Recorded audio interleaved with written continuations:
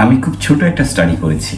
সেই স্টাডিতে খেয়াল করলাম যে বাংলাদেশের 60 থেকে 65% মানুষ এইচএসসি পরীক্ষার আগেই তাদের পড়াশোনা ছেড়ে দেন। একটা বিশাল জনগোষ্ঠী তারা পড়াশোনা ছেড়ে দেন জাস্ট কলেজ পাশ করার আগে। ইউনিভার্সিটি ডিগ্রি তো অনেক পরের কথা। এই যে এত বড় একটা জনগোষ্ঠী যারা পড়াশোনা করেননি কিংবা যাদের বড় ডিগ্রি নেই, তারা আসলে কি করবেন? কারণ জব মার্কেটে তো তাদের খুব বেশি সুযোগ নেই।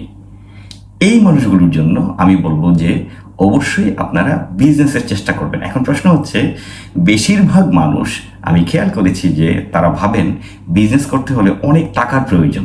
আমার তো অনেক টাকা নেই, বিজনেস করতে হলে বড় ডিগ্রির প্রয়োজন, ইংরেজি জানা প্রয়োজন, কম্পিউটারের নলেজ থাকা প্রয়োজন, ব্লা ব্লা ব্লা। আমার তো অনেক ভালো লাইন গার্ড নেই। আপনাকে বদ্ধপরিকর হতে হবে যে আমি বিজনেস করতে চাই। আপনাকে কোনোভাবেই হাল ছাড়া যাবে না।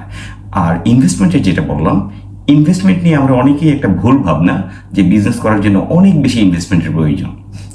আমি বলবো যে না, অনেক বেশি ইনভেস্টমেন্টের প্রয়োজন নেই। আপনার যেটা প্রয়োজন যে প্রপার প্ল্যানিং। আপনি আসলে কি বিজনেস করবেন, আপনি কি করতে চান, আপনি কতটুকু মার্কেট স্টাডি করেছেন। আমার কথাগুলো শুনে মনে হবে যে এগুলো অনেক কঠিন কথা বলছি। বেসিক্যালি এগুলো খুবই সহজ কথা। আমি ছোট করে যদি একটা উদাহরণ দিই, আপনি মুড়ির ব্যবসা করবেন, ঝালমুড়ির ব্যবসা।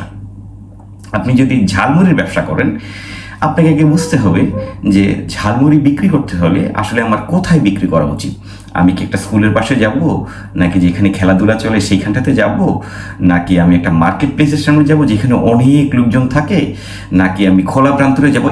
এইটাকে বলে স্টাডি। আপনি খেয়াল করবেন, আপনি ছোট ছোট যে বিজনেসই করেন না কেন, মাত্র 500 টাকা থেকেও বিজনেস শুরু করা যায়, যেটা আমি আমার আগের ভিডিওতে বলেছি।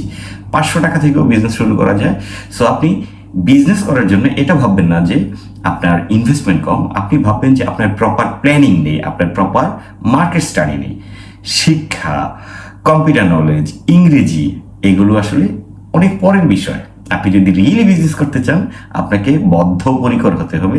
আপনাকে এই সিদ্ধান্তে বসতে হবে যে আমি বিজনেস করতে চাই এবং আমি সব ধরনের স্যাক্রিফাইস করার জন্য প্রস্তুত। আমি কোনো বিজনেসকেই ছোট ভাবি না, আমি আমার সর্বোচ্চটা দিব, আমি কোনোভাবেই হাল ছাড়ব না। নিশ্চয়ই আপনি অনেক ভালো করবেন। আপনার জন্য অনেক অনেক শুভকামনা রইল।